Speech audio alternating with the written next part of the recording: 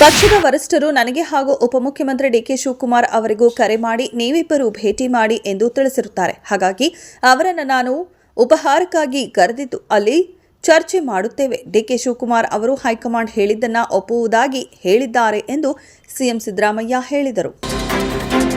ಮೈಸೂರು ಜಿಲ್ಲೆಯ ನಗರಸಭೆ, ಪುರಸಭೆ, ಪಟ್ಟಣ ಪಂಚಾಯಿತಿಗಳಲ್ಲಿ ಖಾಲಿ ಇರುವ ಪೌರಕಾರ್ಮಿಕ ಹುದ್ದೆಗಳನ್ನು ವಿಶೇಷ ನೇರ ನೇಮಕಾತಿ ಮೂಲಕ ಭರ್ತಿ ಮಾಡಲು ಅರ್ಜಿಗಳನ್ನು ಆಹ್ವಾನಿಸಲಾಗಿದೆ.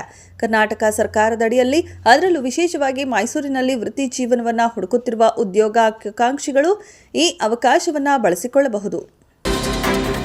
ಭಾರತದ ಎಲ್ಲ ಉತ್ಪನ್ನ ಶಿಕ್ಷಣ ಸಂಸ್ಥೆಗಳು ಸಕಾಲಿಕವಾಗಿ ಪರೀಕ್ಷೆಗಳನ್ನು ನಡೆಸಬೇಕು ಹಾಗೂ ವಿಳಂಬ ಮಾಡದೆ ಅಂತಿಮ ಪದವಿಯ ಸರ್ಟಿಫಿಕೇಟ್ಗಳನ್ನು ನೀಡಬೇಕು ಎಂದು ಯುಜಿಸಿ ನಿರ್ದೇಶನ ನೀಡಿದೆ.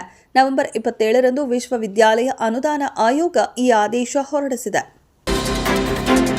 ಬಿಜೆಪಿ ಮನೆಯೊಂದು 3 ಬಾಗಿಲಾಗಿದೆ. ಅವರಿಂದ ನಾವು ಪಾಠ ಕಲಿಯುವ ಅಗತ್ಯವಿಲ್ಲ. ನಮ್ಮ ಪಕ್ಷದ ಏನೇ ಗೊಂದಲವಿದ್ರೂ ನಮ್ಮ ಹೈಕಮಾಂಡ್ ತೀರ್ಮಾನವೇ ಅಂತಿಮ ಎಂದು ಸಚಿವ ಮಧು ಬಂಗಾರಪ್ಪ ಹೇಳಿದರು. ಪಕ್ಷದ ಹೈಕಮಾಂಡ್ ಎಲ್ಲ ವಿವಾದಗಳಿಗೂ ತೆರೆ ಎಳೆಯಲಿದೆ ಎಂದರು. ಚಂಡಮಾರುತದ ಪರಿಣಾಮವಾಗಿ ನವೆಂಬರ್ 30ರಂದು ದಕ್ಷಿಣ ಒಳನಾಡು ಹಾಗೂ ಉತ್ತರ ಒಳನಾಡು ಜಿಲ್ಲೆಗಳಲ್ಲಿ ಗುಡುಗು ಸಹಿತ ಮಳೆಯಾಗುವ ಸಾಧ್ಯತೆ ಇದೆ ಎಂದು ಹವಾಮಾನ ಇಲಾಖೆ ತಿಳಿಸಿದೆ. ನವೆಂಬರ್ 29ರಂದು ಬೆಂಗಳೂರು ಸೇರಿದಂತೆ ದಕ್ಷಿಣ ಕರ್ನಾಟಕದ ಒಳನಾಡಿನ ಜಿಲ್ಲೆಗಳಿಗೆ ಭಾರೀ ಮಳೆಯಾಗುವ ಮುನ್ಸೂಚನೆಯನ್ನ ಭಾರತೀಯ ಹವಾಮಾನ ಇಲಾಖೆ ನೀಡಿದೆ. ಪ್ರತಿ ಶೈಕ್ಷಣಿಕ ವರ್ಷದ ಫಲಿತಾಂಶದಲ್ಲಿ ಬಾಲಕಿಯರೇ ಮೇಲುಗೈ ಸಾಧಿಸಿದ್ದರೂ ಮಹಿಳೆಯರು 100ಕ್ಕೆ 100ರಷ್ಟು ಸಾಕ್ಷರರಾಗಿಲ್ಲ.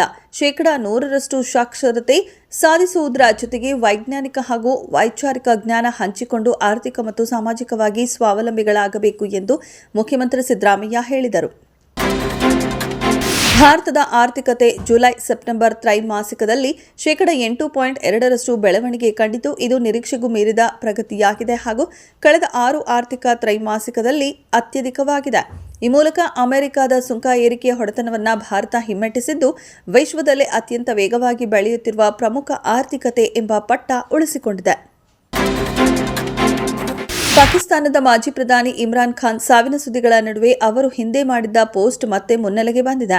ಅದರಲ್ಲಿ ಪಾಕಿಸ್ತಾನ ಸೇನಾ ಮುಖ್ಯಸ್ಥ ಅಸೀಂ ಮುನೀರ್ ವಿರುದ್ಧ ಇಮ್ರಾನ್ ಖಾನ್ ಆರೋಪವನ್ನ ಮಾಡಿದ್ದು, ಮುನೀರ್ ಅವರು ಸರ್ವಾಧಿಕಾರಿ ದಬ್ಬಾಳಿಕೆಯನ್ನ ಮಾಡುತ್ತಿದ್ದಾರೆ ಎಂದು ಕಿಡಿಕಾರಿದ್ದಾರೆ.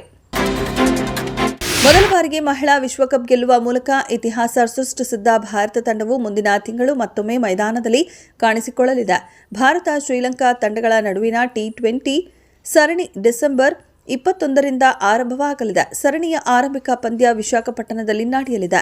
ಎರಡನೇ ಪಂದ್ಯ ಡಿಸೆಂಬರ್ 23ರಂದು ವಿಶಾಖಪಟ್ಟಣದಲ್ಲಿ ನಡೆಯಲಿದೆ. ಉಭಯ ತಂಡಗಳ ನಡುವಿನ ಮೂರನೇ ಪಂದ್ಯ ಡಿಸೆಂಬರ್ 26ರಂದು ತಿರುವನಂತಪುರಂನಲ್ಲಿ ನಡೆಯಲಿದೆ.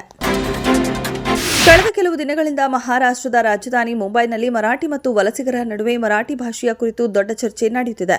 ಆಗಾಗ ಭಾಷೆಯ ಕುರಿತಾದ ಚರ್ಚೆ ಹಿಂಸಾಚಾರದ ಹಂತವನ್ನ ತಲುಪಿದೆ. ಬಾಲಿವುಡ್ ಹಿರಿಯ ನಟ ಸುನಿಲ್ ಶೆಟ್ಟಿ ಈ ಘಟನೆ ಮತ್ತು ಅದರಿಂದ ಹುಟ್ಟಿಕೊಂಡ ರಾಜಕೀಯದ ಬಗ್ಗೆ ತಮ್ಮ ಸ್ಪಷ್ಟ ಅಭಿಪ್ರಾಯವನ್ನ ವ್ಯಕ್ತಪಡಿಸಿದ್ದಾರೆ.